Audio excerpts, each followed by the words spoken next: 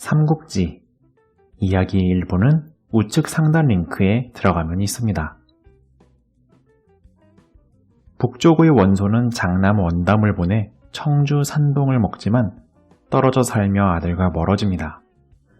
남쪽의 손책 주유는 강동의 남은 지역을 병합하기로 합니다. 엄백호의 역습에 서성에서 동생 손권이 위기를 가지지만 주태가 구해냅니다. 주태를 화타에게 치료받고 엄백호는 도망가다가 여항에서 능조에게 죽게 됩니다.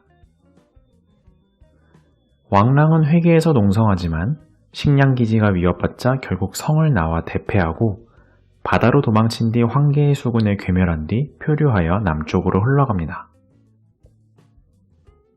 이 무렵 예장의 유유는 유표가 임명한 태수 제갈현을 몰아냅니다.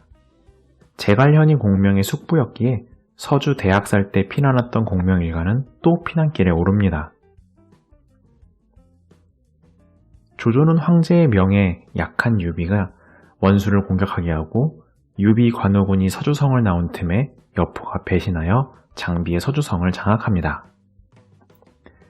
갈 곳 없는 유비를 여포는 다시 걷어주지만 본인이 있던 소패를 떼어준 뒤 다시 변심하여 뺏자 유비는 조조에게 귀의해 반여포 최전선을 맞습니다. 한편 황제를 장안에서 빼냈지만 낙동강 오리알이 되었던 장제가 죽고 그 조카 장수가 빈 남양성을 차지하여 유표에게 보호를 요청했습니다.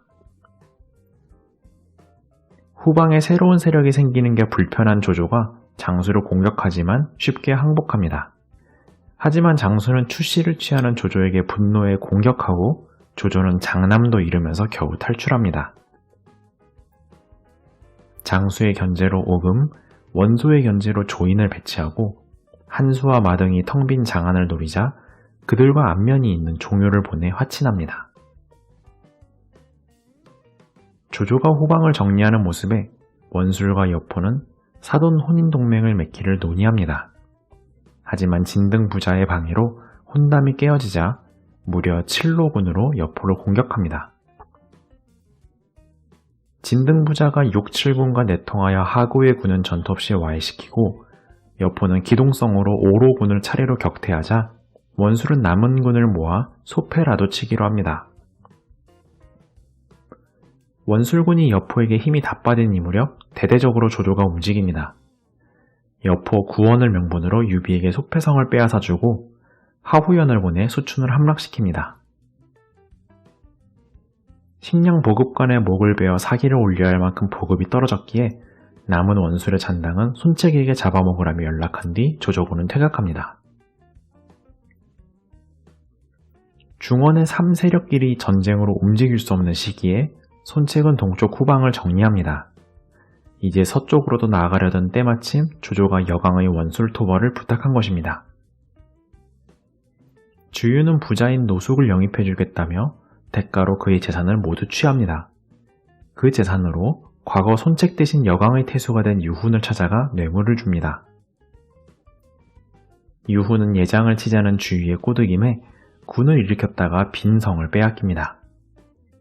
예장의 유유는 이 무렵 자연사하고 조정에서 화흠이 새로 태수로 옵니다. 원술 여포를 크게 약화시킨 조조는 장수에게 복수전을 돌입합니다. 곽가는 가호가 꿰뚫어 봄을 암에도 주군의 성동격사가 실패하여 빨리 전쟁을 끝내도록 합니다. 전풍이 조조의 후방을 칠 기회라고 원소를 설득하고 있었고 이 소식을 들은 조조가 퇴각하며 형주에서 지원한 문빙의 추격권을 한번 격퇴합니다.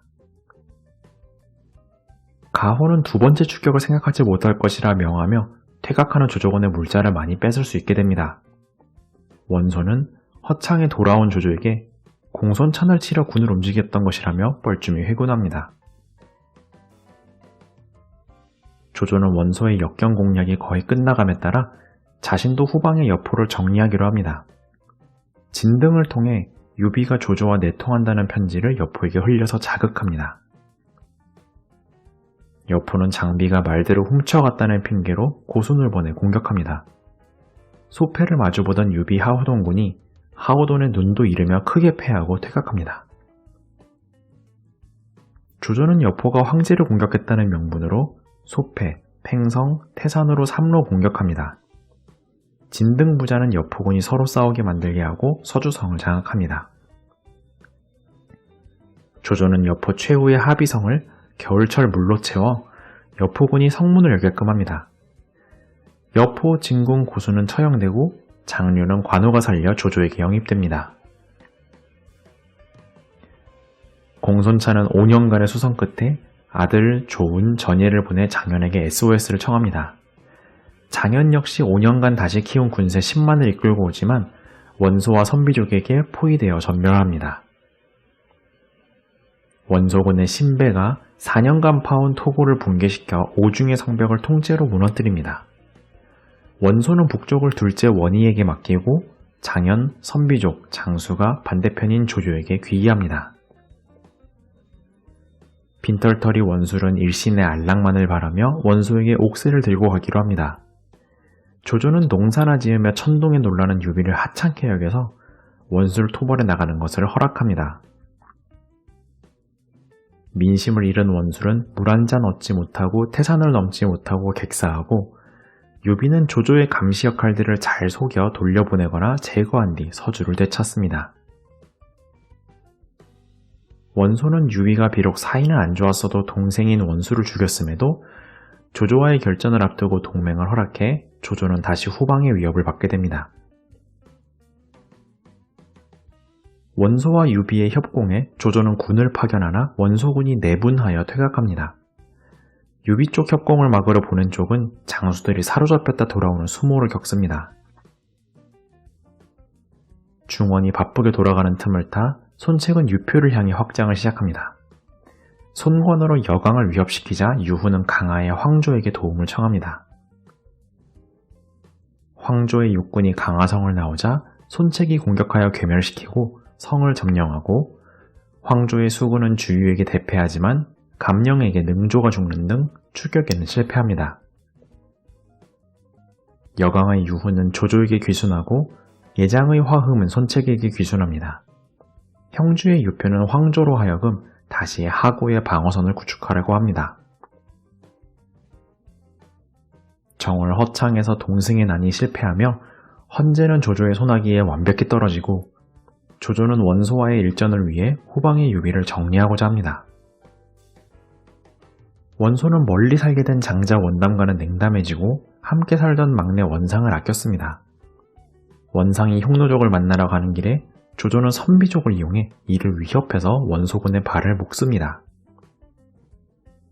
조조의 20만 군에 서주는 쉽게 무너져 유비는 원소에게로 도망치고 장비를 숨습니다. 조조는 항복한 서주군을 하비성 내에 들여보내 관우가 성 밖을 나오자 성을 장악합니다. 과거 합의에서 관우가 장료를 살렸듯 장료가 관우를 설득해 조조군으로 영입합니다. 이 무렵 공손창군에서 장현에게 찾아갔던 조자룡이 혼란을 틈타 남쪽으로 유랑을 시작합니다. 이야기는 이어집니다.